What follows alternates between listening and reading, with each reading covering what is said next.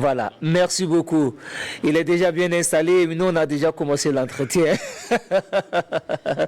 C'est le professeur Ali Ouedraogo, il est gynécologue obstétricien, enseignant-chercheur bien sûr et ancien président de la SOGOB. Et avec lui, il sera question de la grossesse et l'accouchement. Bonjour professeur. Bonjour. Comment vous allez? Je vais très bien. Ça fait plaisir quand même de vous avoir sur notre plateau. Merci. Oui. Comme je disais, c'est un plaisir partagé. Ah oui, hein? Alors, professeur, vous êtes ancien président de la SOGOB. Oui. Est-ce qu'on peut planter les décors avec une présentation succincte de la SOGOB?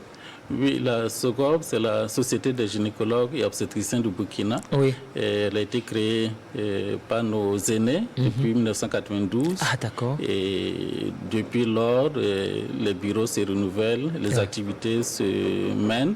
Et on a pu quand même améliorer un peu, ne serait-ce que les compétences offertes de par les spécialités qui sont disponibles. Et on a également des campagnes que nous réalisons en population pour améliorer donc la santé des populations. C'est ça, c'est ça.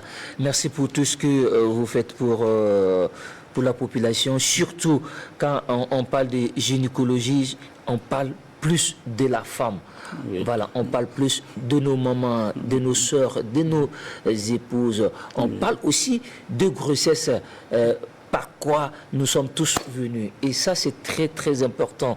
Et il y a un suivi qui n'est pas à négliger. Alors, comment se déroule le suivi médical pendant la grossesse? Et quels conseils les recommandez-vous pour le suivi de la grossesse?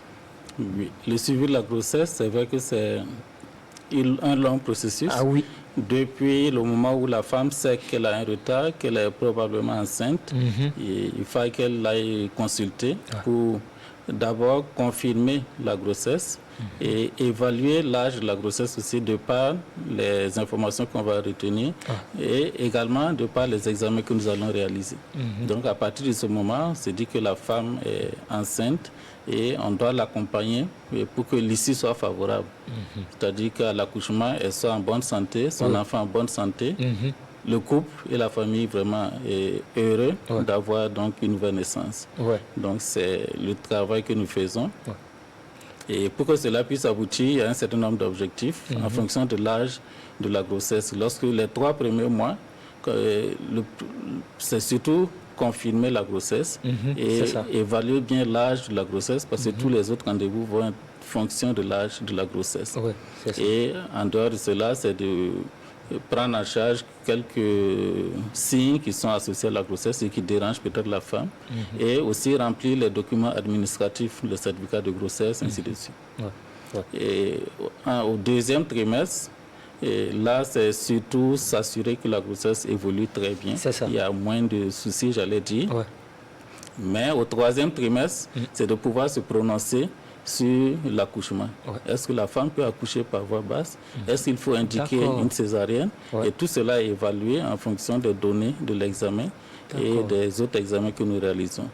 Et à partir de ce moment, on donne l'information à la femme et soit on programme s'il faut programmer une césarienne ou on lui dit de venir dans un centre de santé et les surveiller. Et pendant ce suivi, d'autres décisions peuvent être prises également. C'est vrai que vous n'aimez pas la césarienne. Bon, nous, comme c'est pour le bien-être du couple, de la mère et de l'enfant, non, lorsque c'est indiqué, quand c'est vraiment nécessaire, on le fait. C'est ça. Mais malheureusement, souvent les femmes n'aiment pas trop la césarienne. C'est ça. Donc, mais on essaie de les expliquer. C'est pas une indication de convenance, c'est juste pour opérer, mais c'est vraiment pour que l'issue soit favorable. Souvent pas pour elle-même directement, puisqu'elle a peut-être accouché 2-3 fois antérieurement. Mais elle arrive, on lui dit que non, il faut opérer. C'est parce qu'il y a des conditions qui ne sont pas favorables au nouveau-né. Et en ce moment, il va falloir faire la césarienne. Et puis, heureusement quand même que nous avons des compétences qui maîtrisent aujourd'hui la césarienne. Oui, heureusement. Et du point de vue accompagnement du par les médecins anesthésistes qui permettent de faire habituellement des anesthésies locales, donc au niveau de l'abdomen et des membres inférieurs. Donc au cours de la césarienne, la femme suit toutes les étapes. Donc c'est un bon accompagnement. Mais malheureusement, il y a des femmes je dirais, entre guillemets, têtus, et qui ne suivent pas, qui ne font pas le suivi comme il se doit. Oui. Et là, il y a quand même des conséquences. Oui, malheureusement, il y a souvent des conséquences.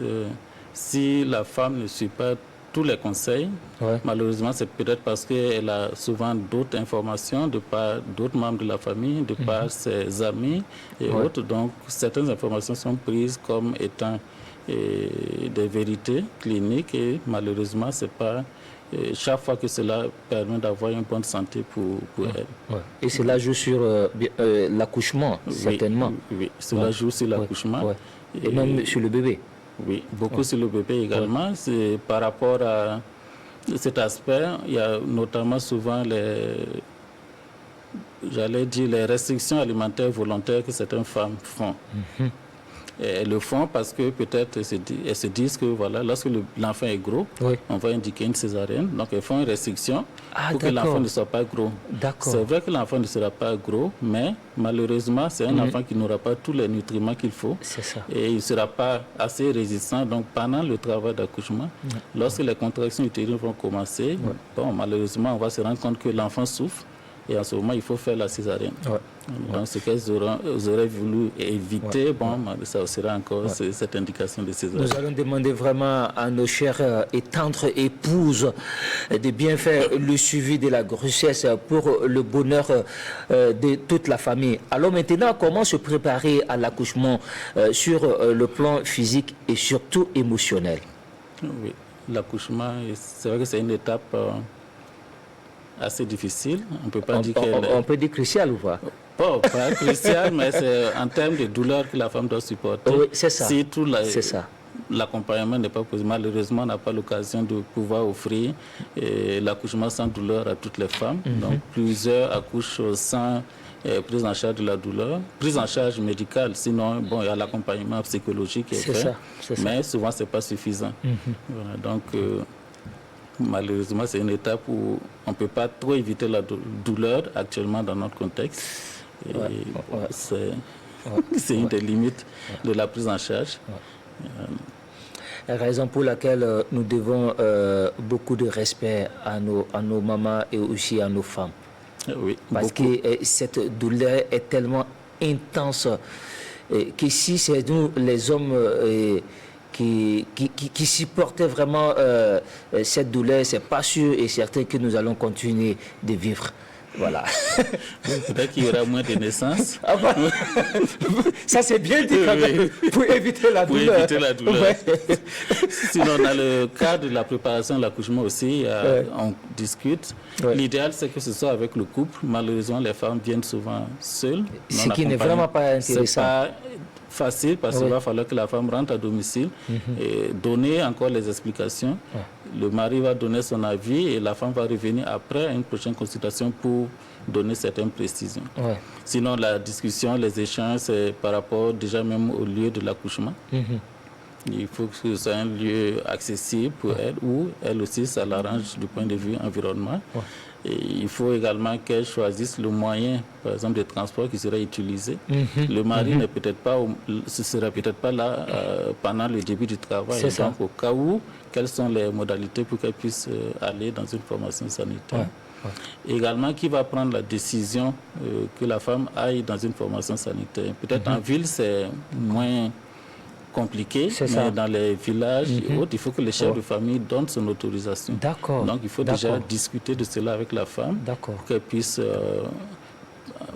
en parler avec son mari et voir donc quelles sont les stratégies lorsque le mari ne sera pas à côté. C'est pas chose facile. C'est pas chose facile. Et en ville, il y a souvent aussi le problème de soutien familial. Au village, c'est beaucoup plus facile. La voisine qui est là et autres peut s'occuper de l'enfant et autres. C'est ça. Il y a une certaine solidarité. Oui.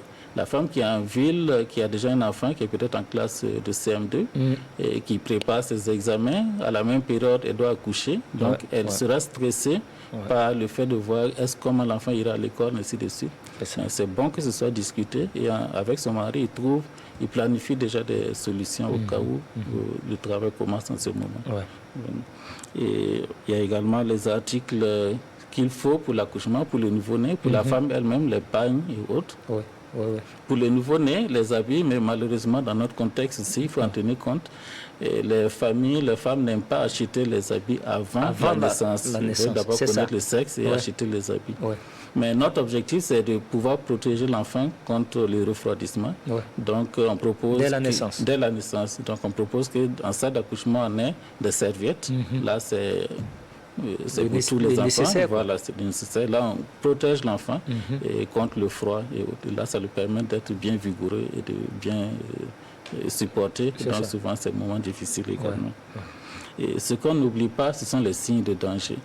Quels sont les signes qui doivent amener cette femme enceinte à venir rapidement dans une formation sanitaire, quel que soit le moment. C'est ça. Parmi ces signes, on a les céphalées, les maux de tête vraiment violentes, souvent associés à une vision floue. La femme dit qu'elle ne voit pas très bien, ainsi de suite. Souvent, ce n'est pas de bons signes, parce que ce sont des signes qui accompagnent souvent l'hypertension artérielle.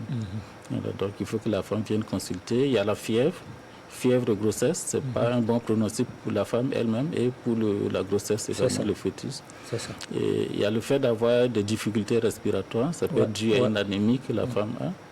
Le fait d'avoir des douleurs abdominales intenses en dehors de la période de l'accouchement, ce n'est pas normal. Le fait également de saigner, la femme qui saigne au cours de la grossesse, il faut qu'elle aille consulter le plus tôt possible. Et un des signes également, c'est le fait de convulser ou de perdre connaissance, mais malheureusement, souvent, ce sont les accompagnateurs qui vont les membres de la famille qui vont le savoir, mais pas elle-même. Donc, si la femme perd connaissance au cours de la grossesse, c'est souvent également une des complications de l'hypertension artérielle. Donc, il faut l'amener rapidement dans une formation sanitaire. C'est ça. Mais là, ce sont des informations vraiment capitales pour toutes ces femmes qui nous suivent ce matin. Alors, quelles sont les pratiques traditionnelles néfastes à ne pas faire pendant la grossesse et pendant le travail d'accouchement?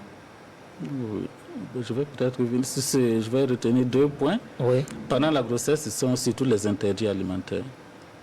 La femme enceinte a besoin de plus de nutriments pour elle-même, son bien-être, mais également pour la croissance de l'enfant. Donc, si l'enfant n'a pas tous les nutriments nécessaires, il ne va pas se développer comme il faut. Et il peut avoir souvent, même en fonction du déficit, certaines carences à la naissance. C'est ça. Donc, vraiment, qu'il n'y a pas d'interdit alimentaire au cours de la grossesse. Que ce soit toutes sortes de protéines, animales, végétales.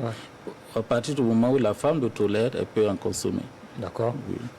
Et l'autre pratique, c'est pendant le travail d'accouchement. Souvent, il y a des médicaments traditionnels qui sont utilisés pour entraîner des contractions utérines. Malheureusement, souvent, les contractions sont tellement violentes, tellement fortes, que ça donne ce qu'on appelle la rupture utérine.